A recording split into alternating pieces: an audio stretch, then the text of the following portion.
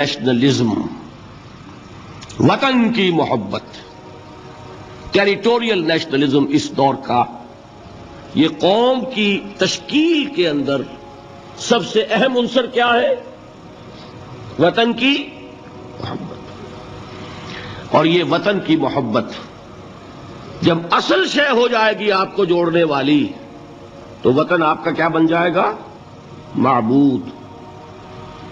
وطنیت جو ایک سیاسی کانسیپٹ ہے، اس کے اعتبار سے اس دور کا سب سے بڑا شرک۔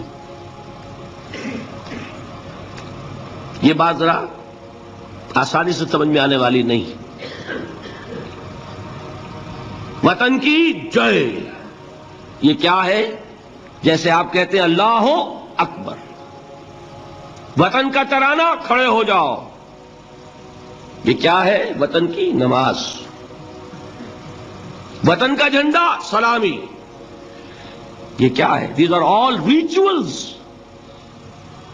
اس معبود کے لیے مراسم عبودیت یہ ہے۔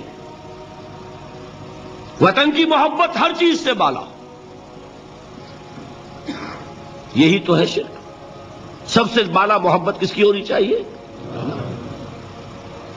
لیکن یہ بھی میں عرض کروں گا، حضور کی حدیث مجھے نہیں معلوم کہ اس کا سند کا درجہ کیا ہے، عام طور پر بیان ہوتی ہے حب الوطن من الایمان، وطن کی محبت ایمان کا ایک تقاضا ہے۔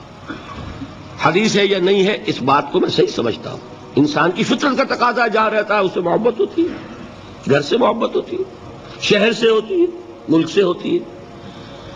لیکن جہاں یہ محبت قومیت کی تشکیل کر رہی ہو، وہاں در حقیقت یہ ہر شے سے بالا تر ہوتی ہے، تبھی تو قومیت کی تشکیل ہوگی۔ یہ کانسیپٹ جو ہے یہ مشرکانہ کانسیپٹ ہے، اس کو بھی پہچانا علامہ اقبال نے۔ اس دور میں میں اور ہے، جام اور ہے، جم اور، ساقی نے بنا کی رویش لطف و ستم اور، تہذیب کے آزر نے ترشوائے صنم اور، مسلم نے بھی تعمیر کیا اپنا حرم اور، ان تازہ خداؤں میں بڑا سب سے وطن ہے، جو پیرہن اس کا ہے وہ مذہب کا کفن ہے۔ نظارہ دیری نہ زمانے کو دکھا دے، اے مصطفی خاک میں اس بت کو ملا دے۔ اور فرمان نبوت میں وطن اور ہی کچھ ہے، گفتار سیاست میں وطن اور ہی کچھ ہے۔ وطن کی محبت میں حرج نہیں ہے، وطن کی محبت سپریم ہو جائے تو حرج ہے۔ اللہ کی محبت کے تابع رہے کوئی حرج نہیں۔ یہی فرق ہے سارا توحید کا اور شرک کا۔ اولاد کی محبت اللہ کی محبت سے بالا ہو گئی، اولاد آپ کا معبود ہے، تابع ہوئی کوئی حرج نہیں، کرو محبت۔